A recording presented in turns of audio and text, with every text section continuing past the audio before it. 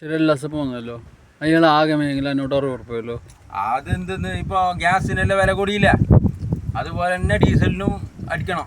അപ്പോൾ ഇതെല്ലാം നോക്കുമ്പോൾ നമുക്ക് ഭയങ്കര ചിലവ് തന്നെ മോനെ.